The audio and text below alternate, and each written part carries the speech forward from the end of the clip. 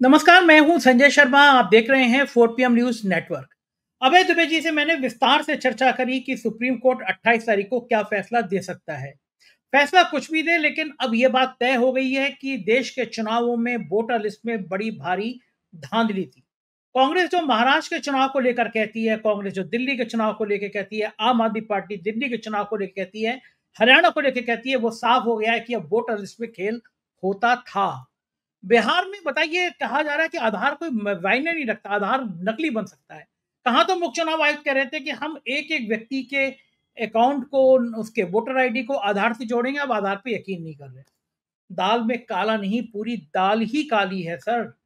तो क्या होगा? चलते हैं अभय दुबे जी के पास। चैनल को सब्सक्राइब करिए, ज्वाइन करिए। बहुत गंभीर चर्चा है, ध्यान से सुनिए। 4 PM न्यूज नेटवर्क में आपका स्वागत है। अभय दुबे जी, सुप्रीम कोर्ट में फाइनल डिसीजन तो 28 तारीख को आएगा, लेकिन जो टिप्पणी हुई उसने भारत की लोकतांत्रिक व्यवस्था की एक बड़ी तस्वीर तो हम सबके सामने रख दी। जो जो तर्क दिए हैं, आधार को लेकर जो तर्क दिए हैं, और पूछा है कि इतनी जल्दी क्या थी और चुनाव से इतनी जल्दी पहले क्यों नहीं करा दिया गया, अब क्यों इतनी लेट करा रहे हैं। ये जो तीखी टिप्पणियां थी, ये क्या चुनाव आयोग को थोड़ा शर्मिंदा करेंगी, सरकार को शर्मिंदा करेंगी कि ये तो गड़बड़ हो रहा है? क्या लगता है आपको पूरे घटनाक्रम पे? क्या बिहार का चुनाव इससे प्रभावित होगा, या फिर ये जो प्रक्रिया है, आप 2-3 दिन पहले कह ही रहे थे, ये बिहार तक रुकेगी नहीं, ये बंगाल में भी जाएगी, ये उत्तर प्रदेश में भी जाएगी। अब ये चुनाव आयोग तय करेगा किसकी राष्ट्रीयता रहनी चाहिए, किसकी नहीं रहनी चाहिए। मैं तो देख रहा था कि मेरे माता-पिता की, अगर मुझसे कह दिया जाए कि आप मालूम कर दीजिए अपने माता-पिता का जन्म का प्रमाण पत्र, ये मेरे पास नहीं होगा। हम तो अपने बच्चों का रखते हैं, लेकिन हमारी अगली पीढ़ी के माता-पिता का प्रमाण पत्र कौन रखता है? शायद देश के सुप्रीम कोर्ट के चीफ जस्टिस साहब ने टिप्पणी की भी होती या नहीं की थी, लेकिन उनके पास भी नहीं होगा। तो ये कौन-कौन से नियम निकाले जा रहे हैं, देश में क्या हो रहा है, आपका क्या मानना है? देखिए, चुनाव आयोग ने सुझाव की शक्ल में जो बातें कही हैं, उससे चुनाव आयोग की पोल पूरी तरीके से खुल गई है। अब मुझे इसमें कोई संदेह नहीं रह गया है कि चुनाव आयोग या तो सुप्रीम कोर्ट की बातों को पूरी तरीके से नजरअंदाज करे, पूरी तरीके से उनका उल्लंघन करे, उनकी कोई परवाह नहीं करे, या चुनाव आयोग द्वारा दिए गए सुझावों को मानते हुए अपने रवैये में बहुत बड़े पैमाने पर संशोधन करे। अभी मैं सीएनबीसी आवाज के ऊपर कुछ पत्रकार मित्रों के साथ में इसी विषय पर चर्चा कर रहा था। उसमें एक पत्रकार मित्र ने ये सूचना भी दी कि अब चुनाव आयोग ने उन 11 किस्म के प्रमाण पत्र जो माने थे, उनके अंदर 3 प्रमाण पत्रों को और जोड़ने की बात शुरू कर दी है। अब उसमें वो सुप्रीम कोर्ट के सुझाव के अनुसार आधार कार्ड को भी मान्यता देगा, राशन कार्ड को भी मान्यता देगा और वोटर आई कार्ड को भी मान्यता देगा। अच्छा, अब प्रश्न यहां पे ये उठता है कि जो बात हमारे और आपके जैसे गैर विशेषज्ञ लोगों की समझ में आ रही थी, जो बात बड़े पैमाने पर सभी तरह के निष्पक्ष लोगों की समझ में आ रही थी, सामान्य राजनीतिक कार्यकर्ताओं की समझ में आ रही थी, एनडीए के ही कई पार्टनरों की समझ में आ रही थी। आज तो मैंने देखा कि भारतीय जनता पार्टी के भी जो बिल्कुल प्रतिबद्ध समर्थक हैं, वो भी कह रहे थे कि बड़ी अजीब सी बात है कि आप आधार कार्ड को मान्यता क्यों नहीं दे रहे हैं। उन्होंने भी बात अपने यहां से शुरू की कि भाई, ये ज्ञानेश कुमार जी जब आए थे, यानी हम लोग जो बात कर रहे थे उसके कुछ कुछ बातें वो लोग भी वैसी कर रहे थे। ज्ञानेश कुमार जी जब चुनाव आयुक्त बने थे तो उन्होंने पहली घोषणा क्या की थी? उनकी पहली घोषणा ये थी कि हम आधार कार्ड को वोटर आई कार्ड के साथ में जोड़ेंगे, लिंक करेंगे। ये उन्होंने घोषणा की थी। सवाल ये, जब आप आधार कार्ड को वोटर आई कार्ड से लिंक करने के लिए प्रतिबद्ध थे और उसके लिए एक बहुत बड़ी मुहिम चलाने के कार्यक्रम की घोषणा कर रहे थे, उसके बाद में आपने इन 11 प्रमाण पत्रों में से आधार कार्ड को क्यों बाहर निकाल दिया? आज तक चुनाव आयोग ने इसकी कोई भी सफाई नहीं दी है, कोई भी कारण नहीं बताया है कि ये हमने इसलिए किया। जो कुछ बताया गया है वो ये है कि आधार कार्ड केवल पहचान का प्रमाण पत्र है, वो नागरिकता का प्रमाण पत्र नहीं है। तब प्रश्न उठता है कि चुनाव आयोग को नागरिकता का प्रमाण पत्र क्यों चाहिए? सुप्रीम कोर्ट ने आज इसके ऊपर भी सवाल उठाया है। सुप्रीम कोर्ट ने पहले के फैसले में भी सुप्रीम कोर्ट ये कह चुका है कि चुनाव आयोग को नागरिकता की जांच पड़ताल करने का कोई अधिकार नहीं है, ये गृह मंत्रालय का काम है। आज भी चुनाव आयोग ने यह कहा है कि चुनाव आयोग का काम नागरिकता की जांच पड़ताल करना नहीं है, नागरिकता सुनिश्चित करना नहीं है। अब इसमें क्या होता है, पूर्व मुख्य चुनाव आयुक्त हैं ओपी रावत, इस वक्त वही टीवी पर आकर, सारे टीवी चैनलों पर जाकर वही इस बारे में चर्चा कर रहे हैं। दूसरे चुनाव आयुक्त वाय कुरैशी साहब जो है उनको कोई नहीं बुला रहा। आज उनका इंडियन एक्सप्रेस में एक आर्टिकल है जो आंखें खोल देने वाला है। ओपी रावत साहब ने एबीपी चैनल के ऊपर संदीप चौधरी के प्रोग्राम में, जब संदीप चौधरी ने उनसे पूछा, मैं बता रहा हूं किस तरह भ्रम फैलाया गया है। संदीप चौधरी ने जब उनसे ये पूछा कि भाई आधार कार्ड को क्यों नहीं आप मान्यता दे रहे हैं, तो ओपी रावत साहब ने कहा कि आधार कार्ड निश्चित रूप से पहचान का प्रमाण है, लेकिन वो नागरिकता का प्रमाण नहीं है। क्यों नहीं है नागरिकता का प्रमाण? इसलिए नागरिकता का प्रमाण नहीं है कि विदेशी नागरिकों को भी आधार कार्ड मिल जाता है। अच्छा, जब बाद में संदीप चौधरी ने इस बात की जांच की और हम सब लोगों ने भी इसको पता लगाने की कोशिश की, तो पता चला कि एक साल में शायद 125-150 दिन से ज्यादा अगर कोई विदेशी नागरिक भारत में रहता है और वो आधार कार्ड के लिए अर्जी देता है, तो उसको भी तमाम सारी अपने हाथों की बायोमेट्रिक पहचाने देने के बाद उसको आधार कार्ड दे दिया जाता है। लेकिन उस आधार कार्ड में स्पष्ट रूप से लिखा होता है कि ये आधार कार्ड की वैधता केवल इस तारीख तक है। वो हमारे आपके आधार कार्ड की तरह नहीं होता।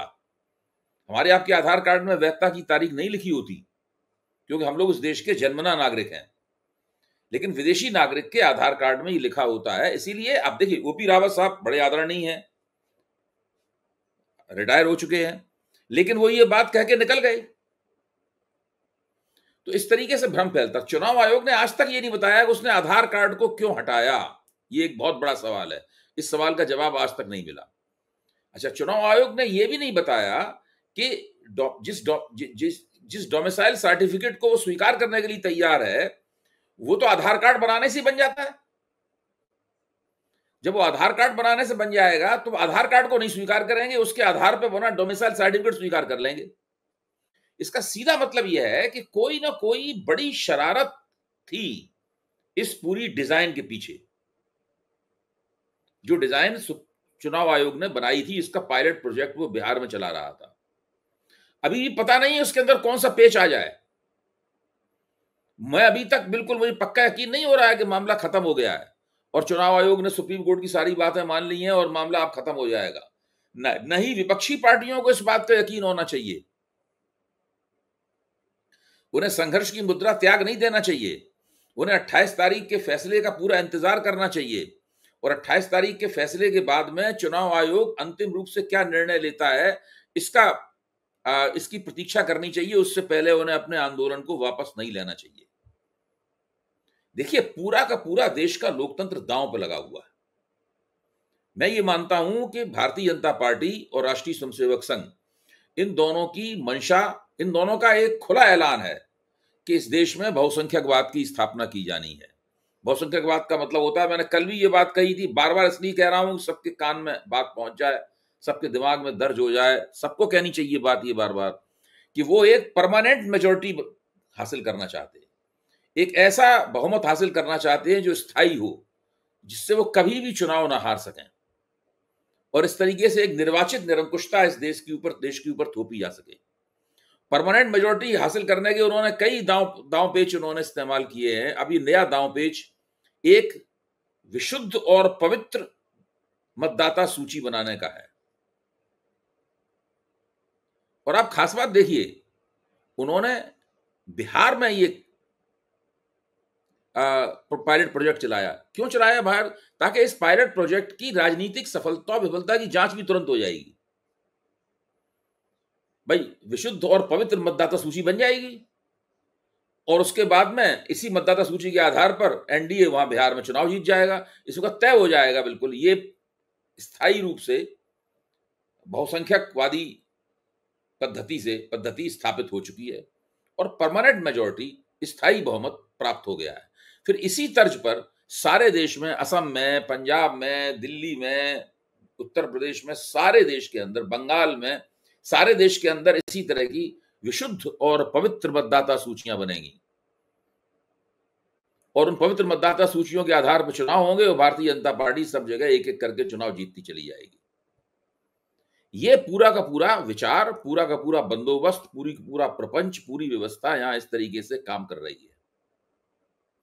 अच्छा, अब ठीक है, भारत का लोकतंत्र है, लोकतंत्र में अधिकार बटे हुए रहते हैं, शक्तियां बटी हुई रहती हैं, तो जो जो तिकड़मे और हथकंडे होते हैं वो एक सीमा तक चलते हैं और एक सीमा के बाद में उसमें गड़बड़ी पैदा हो जाती है। अब सुप्रीम कोर्ट के इस फैसले से मुझे लगता है कि वो गड़बड़ी पैदा हो गई है और चुनाव आयोग को 2-3 कदम पीछे हटाकर कुछ ऐसा करना पड़ेगा जिसकी वजह से उसके ऊपर तोहमत ना लगे। क्योंकि सुप्रीम कोर्ट के इस फैसले के बाद भी अगर उसने आधार कार्ड, राशन कार्ड और वोटर आई कार्ड को इस मतदाता सूची बनाने की प्रक्रिया के साथ नहीं जोड़ा तो सारे देश में चुनाव आयोग के खिलाफ जबरदस्त असंतोष फैल जाएगा और विपक्ष की बात लोग फिर साधारण रूप से कहने से भी मान जाएंगे।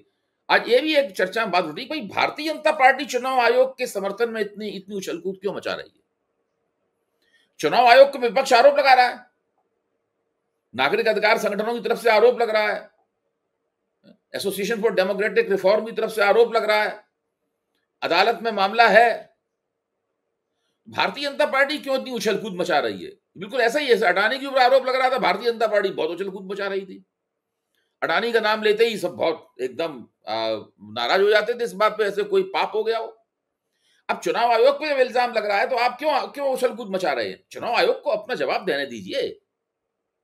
अच्छा, अब जब विपक्षी दल, आप सोचिए संजय जी, विपक्षी दल जब गए चुनाव आयोग से मिलने के लिए तो खुद मुख्य चुनाव आयुक्त के मुंह से ये निकल गया कि उन्हें अंदेशा है कि करीब 20% लोगों के नाम कट जाएंगे। जब चुनाव आयोग तो खुद ही कह रहा है कि 20% लोगों के नाम कट जाएंगे, इसका मतलब ये हुआ कि वो जिस तरह जो प्रक्रिया डिजाइन की गई है ये समावेशी प्रक्रिया नहीं है, ये बहिष्कारवादी प्रक्रिया है, ये इंक्लूसिव नहीं है।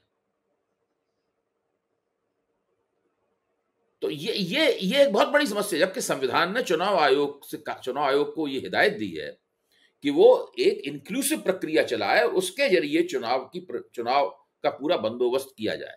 अभी तक क्या होता था? अभी तक एक फॉर्म 6 होता था। फॉर्म 6 में कोई भी व्यक्ति अपने आप को भारत का नागरिक होने की घोषणा करता था और चुनाव आयोग उसकी उस घोषणा को मान लेता था। बाद में अगर उसकी घोषणा में कोई कमी आती थी तो उसके खिलाफ कार्रवाई होती थी, कानूनी कार्रवाई होती थी उसके खिलाफ, जो आज भी संभव है, उसकी गुंजाइश आज भी खुली हुई है। फॉर्म 7 के जरिए किसी का नाम निकाला जाता था, फॉर्म 6 के जरिए किसी का नाम जोड़ा जाता था।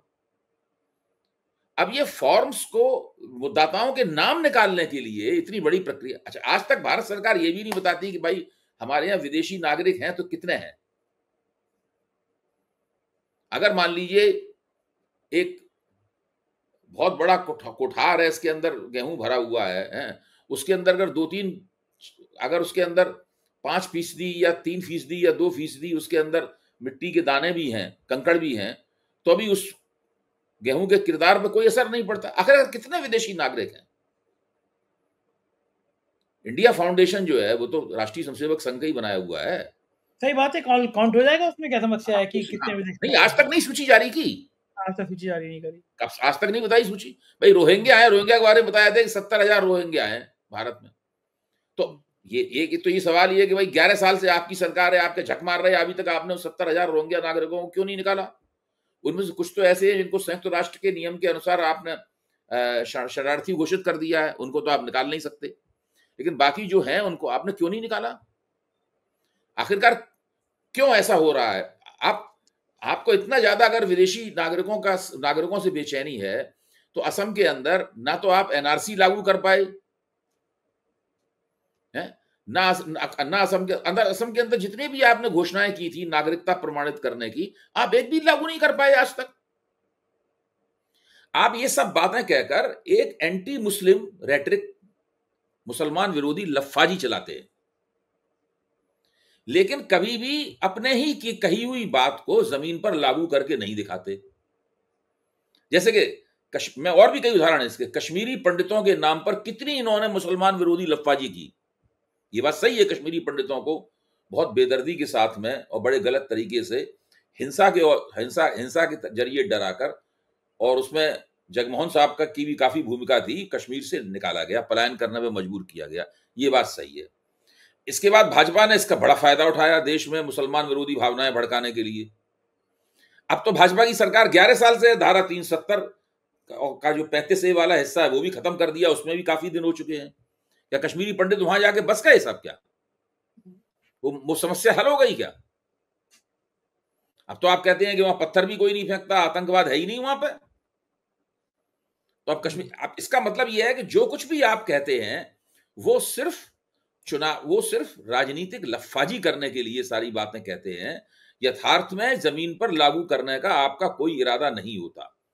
बिल्कुल यही स्थिति यहां भी है, विदेशी नागरिकों के नाम पर और इंटरनल माइग्रेशन के नाम पर, जो मैं व्यंग से कह रहा हूं कि पवित्र और विशुद्ध जो वोटर मतदाता सूची बनाई जा रही है, वो इसलिए उसके पीछे इरादा ये है। तो अब देखिए, ये लोग, चुनाव आयोग और ज्ञानेश कुमार जी फंस गए हैं, उसके साथ सरकार भी फंसी हुई है।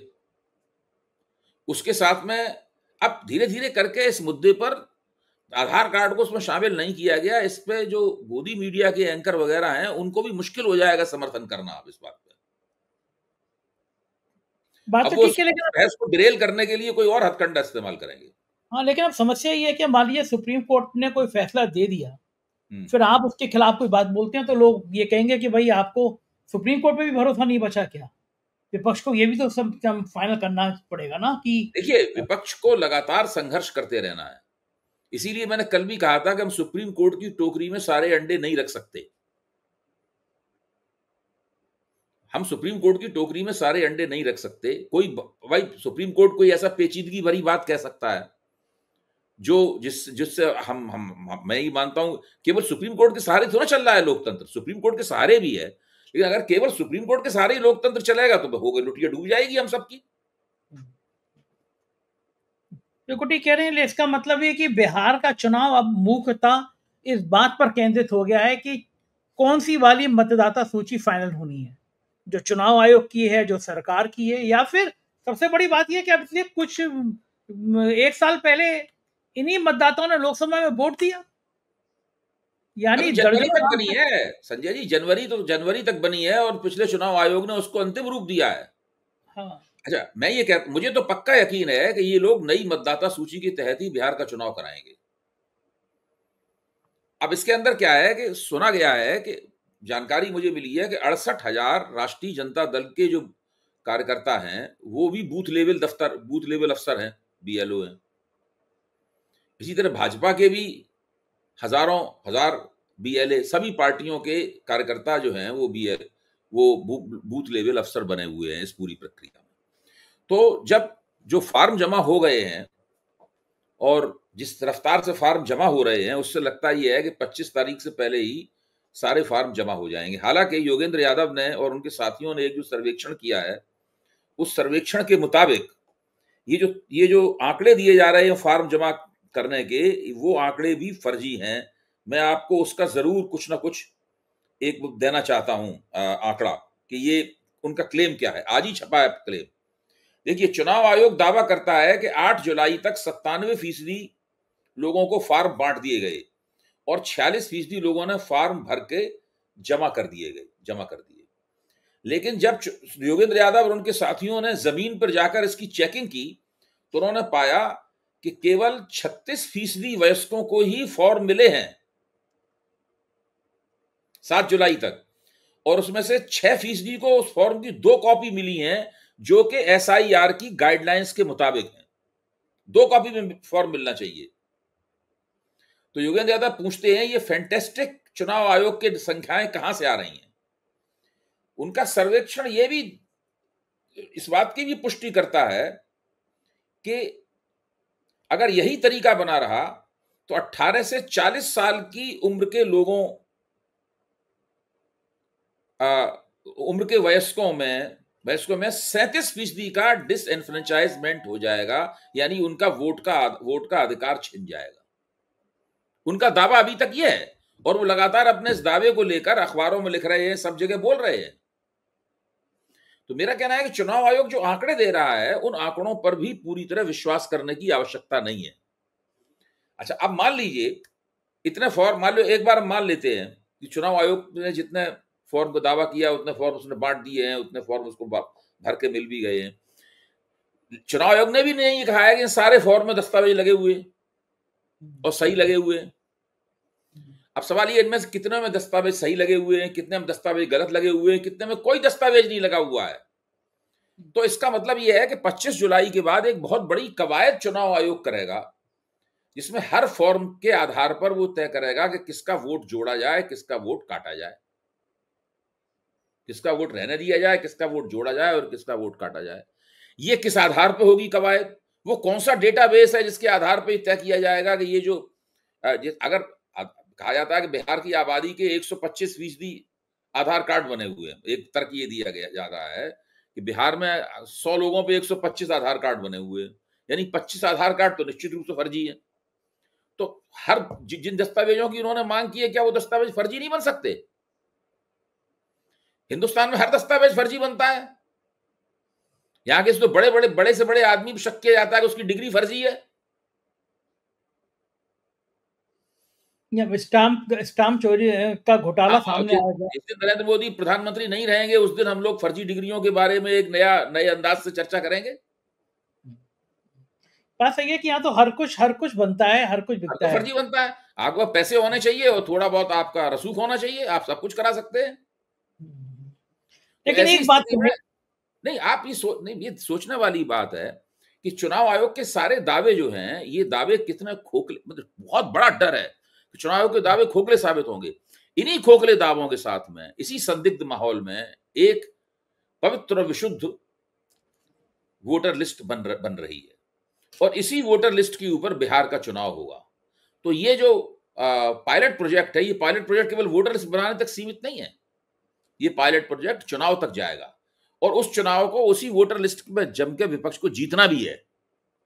ठीक बात है। बहुत बहुत कठिन है डगर पनकट की। बहुत बहुत शुक्रिया अभय जी, आपने समय दिया। Thank you sir. ये थे अभय दुबे जी। पूरी बातचीत आपने सुनी और समझ रहे होंगे कि आप चुनाव आयोग की कितनी बड़ी साजिश थी।